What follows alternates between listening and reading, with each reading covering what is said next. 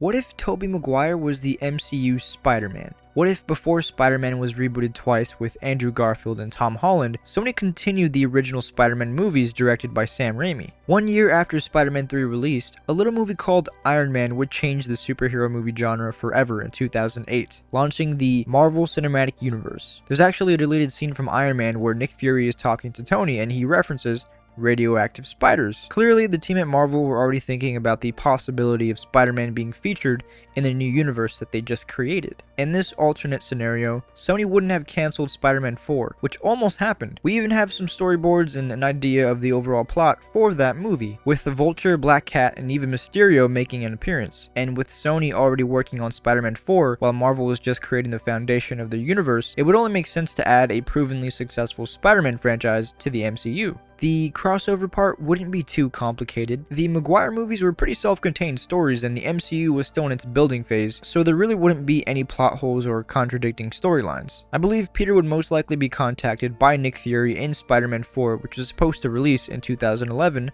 right before the Avengers in 2012. This would only be a small cameo, however, and the confirmation that these universes are connected, as it would be revealed that S.H.I.E.L.D. had been monitoring the Spider-Man for quite some time. I mean, he had already been making a name for himself in New York, and Fury was only contacting him just now because he felt a new threat was coming, and that the world was about to change forever. Keep in mind, Spider-Man 4 would take place during Fury's big week, which is when Iron Man 2, Thor, and Captain America the First Avenger take place. Peter seemed to be doing just fine on his own, but now they needed to bring him in. Fury wants Peter to join the Avengers initiative, not only for his amazing abilities, but he also felt he would work well with Dr. Banner and Tony Stark. Tobey Spidey would then make his first crossover appearance in the Avengers with a small but important role, much like Tom Holland's introduction in Captain America Civil War. He would be brought on the S.H.I.E.L.D. helicarrier to help find the Tesseract. This is where we would finally see Peter Parker interact with the original Avengers. Peter would get along with everyone, especially Dr. Banner and Tony Stark, and would be in disbelief that Captain America was in the same room as him, as Peter would reveal he read the comics about Captain America as a kid, and he was glad to be surrounded by other superheroes, as he had been working alone for most of his crime-fighting career. However, there was something about being in this giant floating hovercraft of a ship that made him feel uneasy. His spider sense constantly in the back of his mind like a distant headache. Walking past random S.H.I.E.L.D. agents or certain areas of the ship made his spider sense feel stronger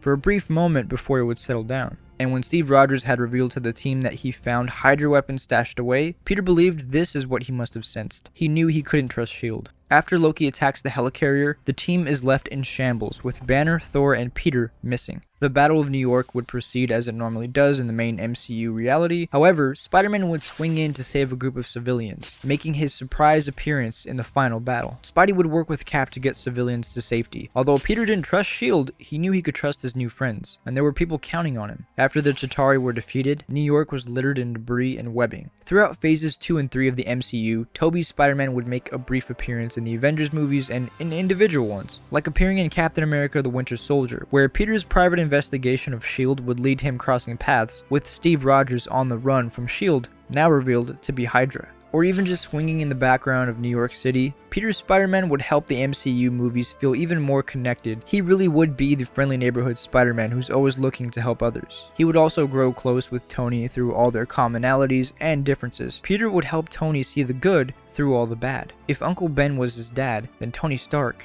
was his brother. Spider-Man 5 and 6 would also happen. Spider-Man 5 in 2014 would deal with Kraven the Hunter, finding out about Spider-Man after the events of the Avengers in 2012 were broadcasted worldwide. Kraven was not impressed by the gadgets or weapons of the Avengers, but seeing the spider-like creatures swing, crawl, and move the way he did, he knew he had his next prize. Spider-Man 6 in 2017 would be the culmination of the Spider-Man saga. It would finally deal with the Sinister Six, with the Lizard, Scorpion, Vulture, Electro, Kraven, and the mysterious Hobgoblin. Peter would be forced to face the demons of his past alone, as the Avengers disbanded in 2016 and would be no help. This is where Peter truly feels the consequences of being Spider-Man for years. He's gotten older and slower through the years as past villains become angrier and hungrier for his blood, and want nothing but revenge against Spider-Man.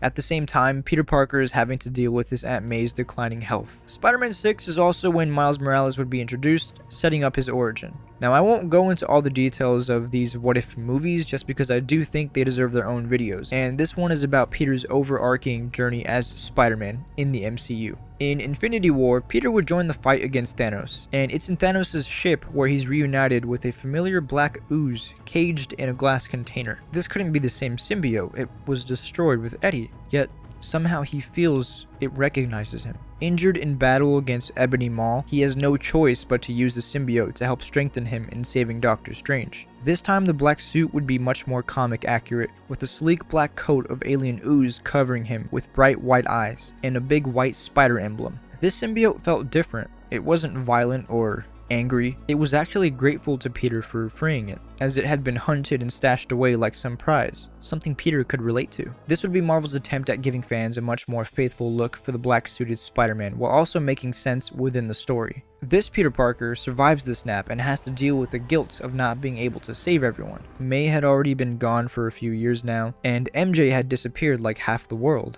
During the blip, Peter would be the one to help Dr. Banner combine both the brain and brawn, and would be helping Tony figure out time travel, working tirelessly for 5 years, trying anything if it meant he could get MJ and the rest of the world back. The events of Endgame play out the same basically, however in the final battle between the Avengers and Thanos' army, instead of Captain Marvel, Peter is the one who prevents Thanos from snapping when he's about to do it a second time. Thanos furiously fires the gauntlet at Peter, instantly killing him as Tony watches. The blast was deafening. He sees the bloodied Peter fall to the ground. He watched as his friend lay dead, his friend who had always put others in front of him, without asking for anything in return, even when he had lost everything. His friend who had taught him with great power comes great responsibility. This is where Tony scuffles with Thanos and is able to take the Infinity Stones with his nanotech.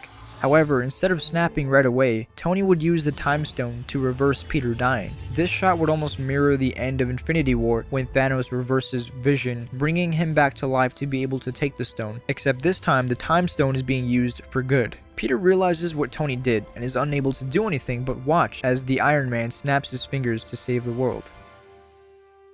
At this point in time, Tobey Maguire would have been playing Spider-Man for 17 years, and his character would decide to finally marry MJ and hang up the tights. This time for the right reasons. Now, most likely today, if Tobey Maguire's Spider-Man continued, his Peter Parker would probably be mentoring Miles Morales as the new generation of Spider-Man, and because we would only have gotten one Spider-Man, we definitely would not be getting anything close to Spider-Man No Way Home. Thank you guys so much for watching. These are a lot of fun to create and think of these weird what-if scenarios and what could have been. If you'd like to see more, consider subscribing. Hope you guys have a great day. I'll see you next time.